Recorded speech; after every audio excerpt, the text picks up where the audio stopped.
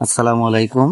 সারা রাত ধরে টানা বৃষ্টি। সকালে ঘুম থেকে উঠে মনে অনেক আশা আর পরিকল্পনা নিয়ে বের হলাম মাঠের দিকে, কারণ এই জমিতে শীতকালীন সবজি বিশেষ করে সিম চাষ করার পরিকল্পনা ছিল। কিন্তু মাঠে গিয়ে এক করুণ দৃশ্যের মুখোমুখি হলাম। যেখানে সবজি চাষের স্বপ্ন দেখছিলাম, সেই জমিতে এখন পানিতে ডুবে আছে। চারিদিকে কেবল জল আর জল। নরম মাটির উপর থই থই পানি সবুজের বদলে কাদায় পরিণত হয়েছে। এজন্য একটা অসময়ে নেমে আসা দুর্যোগ।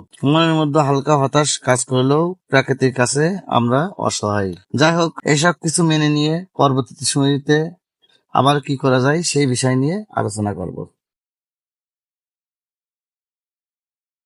আসসালামু আলাইকুম।